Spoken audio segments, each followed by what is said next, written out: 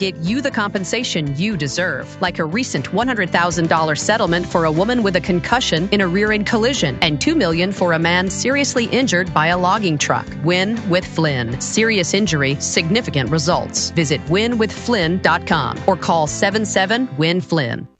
Register, lace up, and let the training begin for the 2026 Carrollton Half Marathon, September 26th. The race starts at Carrollton's historic Adamson Square, winds through the city and around the Greenbelt, then crosses the finish line to music, food, and fun. Individual or relay team registration includes a t-shirt, finisher's medal, and tickets for food and drinks. Sign up at carrolltonhalf.com. Hosted by the City of Carrollton and West Georgia Track Club.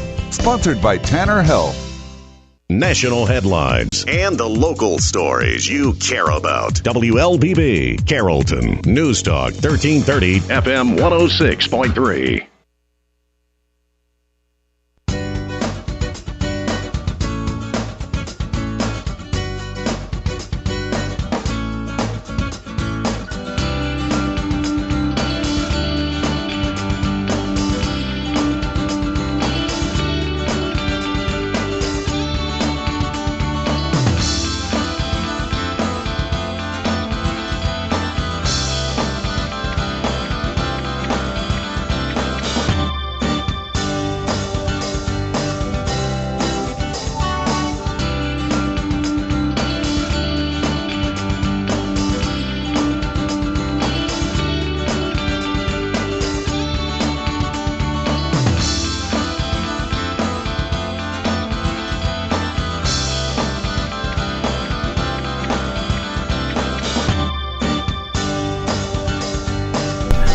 Good morning. Welcome to the Community Voice. I am your host, Josh Engel. Today is Tuesday, June 21st, and we are very, very pleased to have the Carrollton High School remotely operated vehicles team right here in the studio with us today. The team qualified and competed in the Mate ROV World Championships, capping off another successful season by testing its engineering skills against some of the world's top underwater robotics programs. Hosted by Memorial University in St. John's, Newfoundland, Canada, the international competition brought together 86 teams to test their engineering, teamwork, and problem-solving skills through a series of technical challenges. In addition to underwater mission runs, teams were evaluated on a safety inspection, a marketing display, an engineering presentation, technical documentation, and a job safety analysis. Throughout the week, the team overcame technical challenges by engineering creative solutions under pressure. Their work resulted in the program's highest overall competition score in the past 3 years. The Trojans were represented by graduated seniors Omar DeJesus, Jacob Preston, Alicia Salgado, and rising seniors Aaron Ashlock, Joel Nunez Guzman, and Mason Scoville, and rising junior Christian Long. Beyond the competition, students gained valuable experience by collaborating with peers from around the world, networking with industry professionals, and exploring careers in marine technology and engineering. The opportunity to compete on the world stage and travel to a new country was made possible largely through the Carrollton City Schools Education Foundation. The CHS ROV team celebrated the end of their World Championship competition in Canada with a whale-watching experience. I mean, and I promise I won't take most of the show talking about the whale-watching, although that sounds pretty great. So we have round one in the studio with us today. We're going to have the crew in two separate batches or tranches or series, however you want to put it. So we'll have an opportunity to talk to everyone in the team, including Coach Bill Long. You know what? Actually, let's switch it up. Let's start with Coach Long. If we could, Coach, if you could, please introduce yourself, and maybe we could provide a little additional background on this competition. Perhaps, the last few years, how it's built into this. Sure, Josh. All right, so I'm Bill Long. I'm the assistant ROV coach. Head coach Christina Long, she's in Starkville, Mississippi with her dad, doing a little visiting right before the school year gets started. So pretty much Grandpa Clay said, hey, I'm keeping her for a couple days, so you're on the radio. I'm like, all right, we'll do that. Awesome. So the ROV team it's really, if you've never even heard of ROV, and a lot of people never have heard of ROV, you're like, what's ROV? It's a team that basically builds a submarine and drives it underwater and does tasks with this submarine. And so it's not just even a boat. No, it's not a boat. Submarine. It's a submarine. It is. It's and for those people who don't understand the way that 10 or 12 feet of water will mess with something electronic. Yeah. Oh, it's real. Yeah. The whole water pressure thing, it's a big deal. And these guys are all like, yeah, it's crazy how much 10 feet of water, like when you build something and then put it on the bottom of a pool and hope that it's waterproof, it's wild because it has to be waterproof and you got electronics in there. And if the electronics don't work, you are tethered to the team up on the deck. Wow. All right. So these guys, they're in the Ranger category. What that means is you fly your submarine, you can't look at it. You're using a television monitor only. The pilot, the co-pilot, the people that are doing the data are using monitors. And then we have, like in our other crew, Mesa Scoville, where you've got a tether person on the deck that makes sure the wire doesn't get tangled up, that kind of stuff. But you are tethered to your boat. Your boat is doing the flying in the bottom of the pool, and you're looking at it on a screen. And it is something you built from the ground up with your own hands. It doesn't come in a kit. It's, okay, you have to build these motors, connect it to your brain. Your brain's got to work. Then your brain's got to make the motors do what they're supposed to do. And then you've got video that comes up, and that goes through the brain. It all just works together to fly this robot on the bottom of the pool. Our regional competition is a 10-foot pool in Dauphin Island, Alabama, and then the international competition was a 12-foot. Really, it's a 12-foot developmental pool at the university in St. John's, and it's 12 feet of water will mess with your equipment. I don't think people realize the pressure. Oh, yeah. I mean, like if you don't believe me, just, hold your nose and go to the bottom of the 12-foot pool. Yeah. And, you can feel your electronics trying to cave out, right. like trying to give up. Yeah. That is seriously wild. Yeah.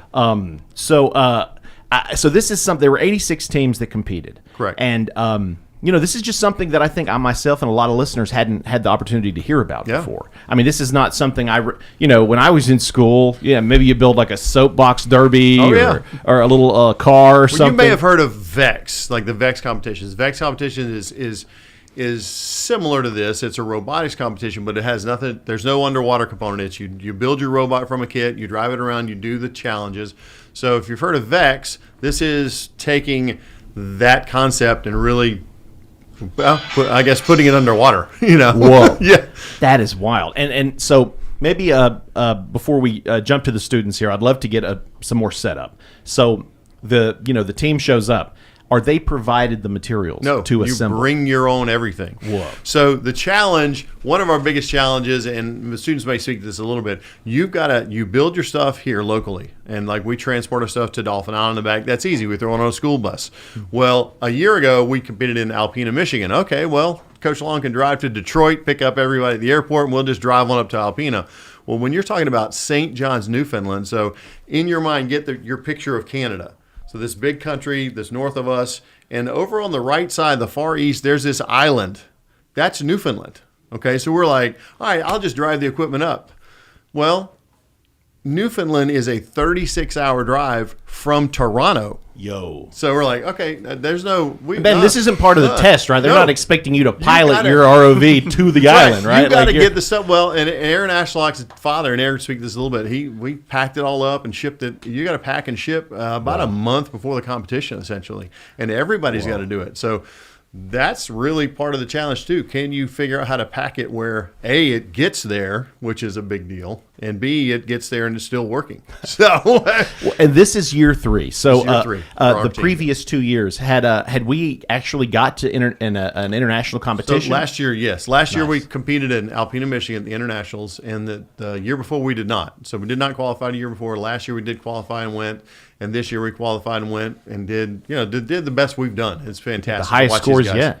It's really neat to watch these guys grow, improve our equipment, improve the boat, but also improve themselves. It's really, really a lot of fun to watch. Excellent. Well, now that, of course, all the listeners are hooked on the topic at hand, remotely operated vehicles, the Carrollton High School team, the ROV team, of course, qualified and competed in the Mate ROV World Championship, capping off another successful season. Now that you're hooked on the topic at hand, be sure to check out the live stream of this morning's episode going down on our WLBB News Talk 1330 Facebook page. If you have any questions or comments for Coach Bill Long or any of the students here today, feel free to hop in the chat. I'd be happy to read those out to them.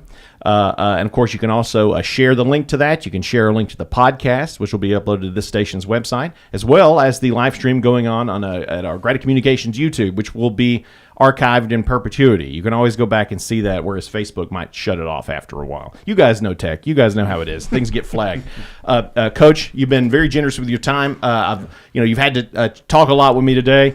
But before we jump to the students, I got one more question. Sure. Could you tell folks at home what the safety team is? This is the safety team right here. Right. So the next three people you're going to talk to, this is a safety team. So the first thing you have to do when you get to the competition, you unbox your equipment, you put it together, plug it all up, make sure it works, and then you've got to take it and present it to a team of professionals that work in the industry. So the industry we're talking about is Oceaneering, is the big company out there where the folks that we talk to, they work on oil rigs. They work on underwater data cables. They fly these robots professionally for a living. So they know what they're looking at because they do it. This is their job. And they'll look at your equipment and say, okay, it passes safety inspection. Yes, this looks seaworthy. And they have their giant checklist. Or no, try again. And you get a lot of no, try again, especially at the regional competition. But at the international competitions, you get a lot of, hey, well, go fix this. It's not seaworthy. Go fix these three things. They will give you checkpoints that you have to go repair before you can even think about getting in the water. And this is our safety team that went in front of those judges with our equipment to go to pass safety inspection. Rock and roll. All right, well, let's throw the mic over to Emily right there. We'll talk to the safety team. So jazzed to have you guys on. We got Aaron Ashlock, Christian Long, and Emily Alicia with us today. Got all those names right, correct? Alicia. What did I say? Emily. Okay. Oh, yeah. That would make sense. Same thing, basically. No, I apologize for that. See, you can't trust me with words, let alone remotely controlled underwater vehicles. Maybe if we could, feel free to jump in, guys. Tell us a bit about how intense that must have been, waiting for that safety inspection. Well, absolutely. So I'm Aaron Ashlock. And yeah, right there, like right before you go into the safety check, it's always so tense because you're just thinking of all the things that could possibly go wrong. It's like 5 minutes of panic. Yo. But honestly, once you're in there, like you're just you can kind of picture it. You're standing there at a folding table with two judges and all your equipment's just out there. Everything from, the robot itself to like your laptops. Yeah. And they check absolutely everything. But really, once you're in there, it's more of a conversation. Like the judges are not like mean. They're not trying to get you. What they're looking for is just to see not only if it's seaworthy, but also looking for why did you do this? Like looking for rationale almost. I think it was 2 years ago. Reverse engineering your logic to that. Yeah. And I think it was 2 years ago, we do something very odd. We have two cut down yoga blocks on the top. I know it sounds odd, but it's for buoyancy. They're incredibly buoyant, so it helps balance you out to where you can actually move around. And they thought that was very clever. You'll see now on one of the major companies' websites, you can buy, marine float blocks? Hold up. Yeah. They ripped you guys off. Yeah. I think Coach Long needs to send a cease and desist. Can't be doing this. This is nonsense. That's amazing. So you guys, I bet that had to contribute to your high scores, considering that you guys are bringing in something that's really, state of the art. As far as techniques and whatnot. Oh yeah, that's one of our big things is being innovative. We're not exactly a big team here. Some of these schools, are juggernauts with budgets that are insane. But what I think really our expertise in is coming up with innovative solutions. Using a little bit of redneck engineering to find how to do it in a way that's uniquely us. Hey, them folks up in Canada don't know about what we can do. They don't know. Give us some bubble gum and a couple of wires, and we'll get it done. Yes, sir. That's awesome, man. That's congratulations. And I love, we got to show them Canadians what's up. American ingenuity, man. This is awesome. So, all right, Alicia, You know what it was earlier when you told me your name? I swear I thought I heard your name, Alicia Salgado. Yes. Alicia, talk about it from your point of view as far as this the safety inspection here. Like Aaron was saying, the first 5 minutes, it can be really intense. It's just like you're going through all of these like scenarios, and past years we have had to go back multiple times. And even my freshman year, when we didn't have Coach Long, we did not pass safety inspection at all at regionals, and we kind of just wasted a trip. But it was a great learning experience to figure out what we needed to do for the upcoming years. It was great to see, oh, well, this didn't work. Well, we need to go and fix this. Just like true engineers, like, well, we did these tests, didn't work out, got to do something new. I mean, this is tremendous. So, and I got to, Christian, I got to ask you, did you guys have a name for your ROV? We did have a name for our ROV. So for the past 3 years, we've been calling it the Long Shot 1.0, 2.0, and 3.0. Nice. It's in loving memory of one of our oldest members, V. Copy-Ready. Oh, wow. I love that name. To me, it harkens to a Project Hail Mary. You know what I mean? It's a long shot, but we're going to get it in there. Right. That's fantastic. So, and I'd love to ask before, because we're almost out of time in the first section, so I'm glad that we got to, chat for a bit. Right. I want to ask each of you, and we'll start with Alicia. What's something that you enjoyed about Canada? It's beautiful, and to see like the diversity of the people up there, it's like, it's amazing to see how something so small to the outside eye can seem so big to us, and it connects people just in general. Beautifully said. It's very poetic. I love that. That's a very good point. Christian, same question. Well, there was a huge lake behind our Airbnb, and it was beautiful. And there were 2 kayaks behind the house. And every day, 2 of us would always go out in pairs and just kayak around the entire lake. It was so beautiful.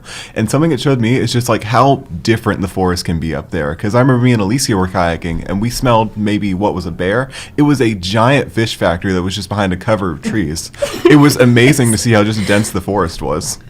Take off, hoser. These Canadians, they love their fish, man. Awesome. Well, Aaron, same question. Well, I'd say for me, it has to be the whale watching experience after the competition. I can't even describe what that's like. I mean, maybe I'm wrong here. I think we saw 10 pods of whales. Whoa. It was insane. I'd never seen whales before in my life, and it was just like, there's whales there, and they're there, and they're there. What's going on? This is like a big aquarium. That's crazy. I can already see next year's competition. It's going to be interesting that your remote-operated vehicle happens to look a lot like whales. Time is 8:46. We're going to go ahead and knock out that first commercial break. But when we come back, we are going to be joined with the second half of the Carrollton High School's remotely operated vehicles team, which just qualified and competed in the Mate ROV World Championships, capping off another successful season by testing its engineering skills against some of the world's top underwater robotics program. Again, stay tuned to our WLBB 1330 Facebook page if you have any last-minute questions or comments, or kudos to these awesome kids. Again, thank you guys for coming in the studio with us. We're going to take that commercial break. Community Voice brought to you by Tanner Health.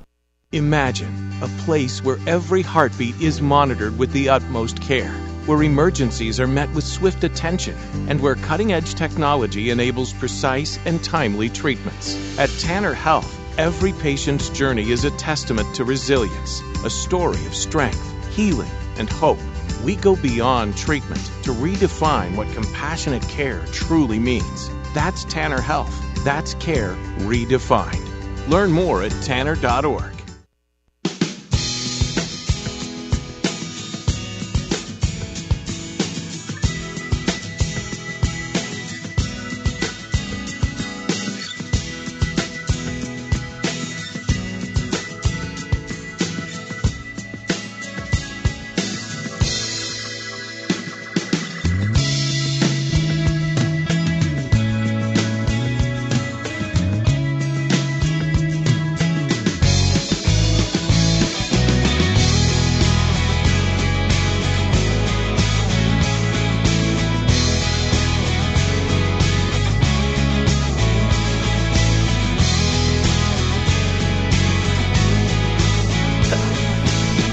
And welcome back to the Community Voice. Time is 8:48. We are joined right now by all gents, all pros here. We got the second half of the Carrollton High School remotely operated vehicle team, which just qualified and competed in the Mate ROV World Championships up at Memorial University in St. John's, Newfoundland, Canada. If you're just tuning in, be sure to check out the full podcast of this episode, as well as the live stream on our WLBB News Talk 1330 Facebook page and our Grad Communications YouTube. Let's get right to the team here.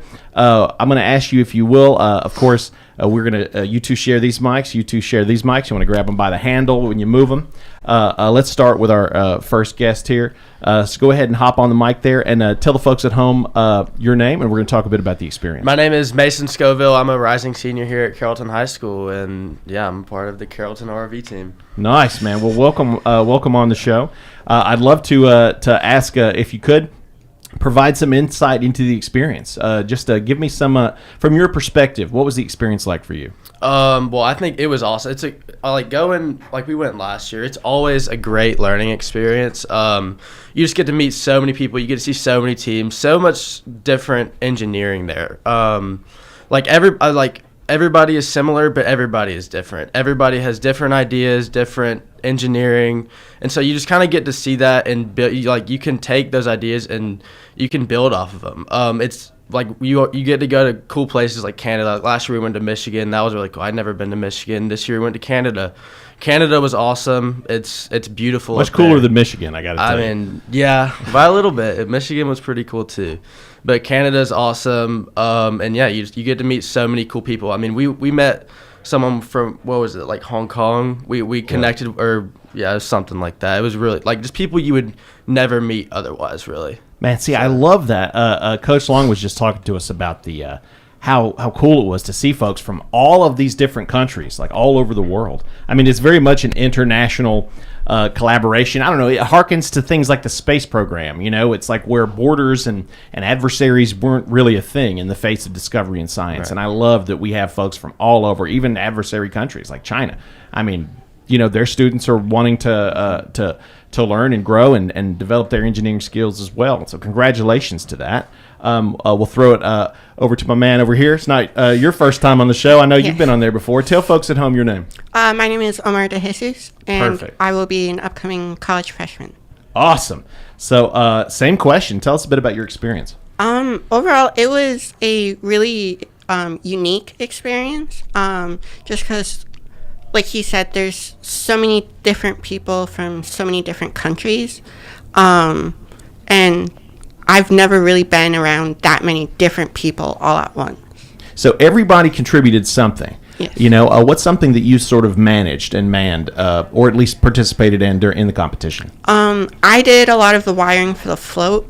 So at the competition, I made sure the float ran properly and did what it was supposed to do. Awesome. And actually, Mason, what was it that you manned and worked on? So on the team, I am officially the tetherman. So I make sure the robot gets into the water safely, gets out of the water safely, and the tether that it's connected to is not tangled. It's managed and everything like that. But not officially, I worked a lot of the mechanics. So I did a lot of CAD.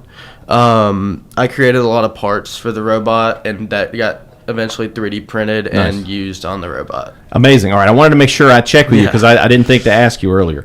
All right, awesome. Mason, Omar, thank you guys very much. If we could, let's throw it over to my man here. Tell folks at home your name, and maybe you can tell folks a bit about what you sort of managed on the program. Yeah, hey, I am Jacob Preston, and I'm a rising college freshman at Georgia Tech. So at the competition, I was the pilot for the rover, and so, in the water, that's what I was doing. Of course, we put in many hours of practice before the competition, everything, flying it in Aaron's pool. Everything at home, but nice. That's cool. You guys had a pool you could test it. Oh yeah, a lot of practice, spending time practicing our tasks and everything we did. When we weren't flying though, I was doing mechanics, working on the claw for our task manipulation, everything on the rover. Other than that, just general problem solving. I wasn't so much in the coding or anything or the electronics, but like Mason, we were just making parts, finding ways to make things work, put things together. And I knew you were the pilot. You had that swagger. You had the swagger of a pilot.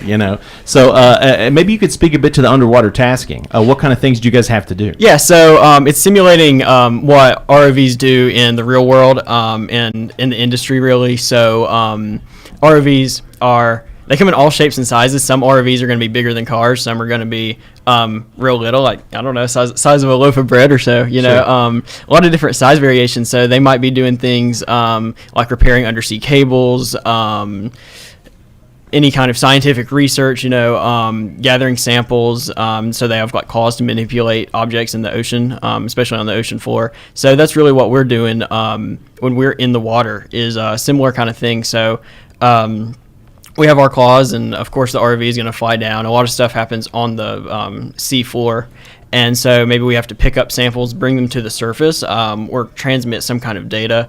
So everything is laid out, and they're just different tasks, and a lot of times they're kind of prop versions of what we do, but it's still all very real. I mean, we're taking this data up, and I might take it to the surface. As the pilot, I'm going to take the stuff to the surface, whatever sample it is, and then everybody else on the team is going to process it. And like Omar could speak on this, which was our AI crab identification software that he developed for awesome. For one of the tasks. We were where just you had to talking about taking crabs, inspiration from nature. I mean, how that's very advantageous. An AI crab, that's so cool. That's awesome.